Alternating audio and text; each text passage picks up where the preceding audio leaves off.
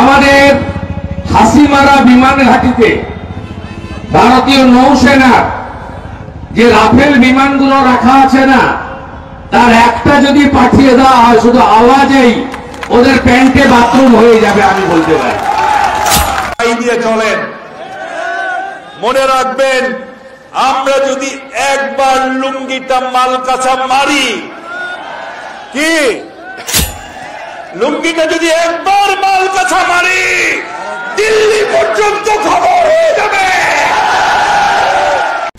আর আমার কাছে খবর আছে, ঢাকা থেকে 3 লক্ষ হাতে টানা রিক্সা রওনা দিয়েছে কলকাতা দখল করার জন্য। আরে ওদের আছেটা কি ভাই? আছে কি?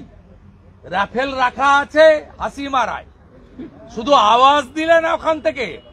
আমি কালকেও বলেছি, আবারও বলছি, ভদ্র ভাষায় বলছি, প্যান্টে বাথরুম হবে।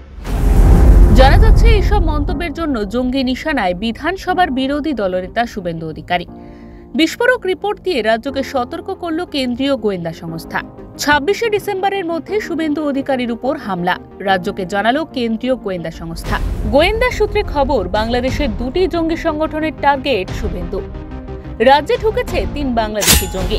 26শে ডিসেম্বরের মধ্যে শুভেন্দু অধিকারীর উপর হতে পারে হামলা, রাজ্যকে রিপোর্ট দিয়ে জানিয়েছে গোয়েন্দা সংস্থা। বাংলাদেশের জঙ্গি সংগঠন হারকাতুল মুজাহিদিন বাংলাদেশ ও হিজবুত তাহরির জঙ্গিদের টার্গেট শুভেন্দু অধিকারী। 3 জঙ্গি আপনার উপরে হামলা চালাতে পারে, আমি এর ব্যাপারে কিছু বলবো না। মানে আপনি যেভাবে বাংলাদেশি হিন্দুদের পাশে দাঁড়িয়েছেন, দাঁড়াবো, তার জন্য কি আছে? সেই জন্য এরকম ভাবে হুমকি দেওয়া তা আমার যাদের কাজ তারা তাদের বলবে, করবে। আমার কাজ আমি করব। পাসপোর্ট আক্রমণ করেছে, তৃণমূল আক্রমণ করেছে, এখন জঙ্গিরা করতে চাইছে। আগে জনগণ প্রোটেকশন দিয়েছে, জনগণ প্রোটেকশন দিয়ে। ইতিমধ্যে কেন্দ্রীয় গোয়েন্দা সংস্থার রিপোর্ট হাতে পেয়ে তৎপর হয়েছে রাজ্য প্রশাসন, তৎপরতা বাড়িয়েছে পুলিশ। সূত্রের খবর, গত 16 তারিখ গোয়েন্দা সংস্থার তরফে এই রিপোর্ট পাঠানো হয়েছে। পরপর 2টি রিপোর্ট পাঠানো হয়েছে। গোয়েন্দাদের দাবি, বাংলাদেশের নিষিদ্ধ জঙ্গি সংগঠন হারকাতুল মুজাহিদিন বাংলাদেশ ও হিজবুত তাহরির জঙ্গিরা টার্গেট করেছে শুভেন্দু অধিকারীকে। 24 থেকে 26 তারিখের মধ্যে খুনের পরিকল্পনা কার্যকর করতে ইতিমধ্যে 3 জন ট্রেন্ড জঙ্গি ভারতে ঢুকে পড়েছে দাবি গোয়েন্দা সংস্থার। ব্যুরো রিপোর্ট, ওঙ্কার বাংলা।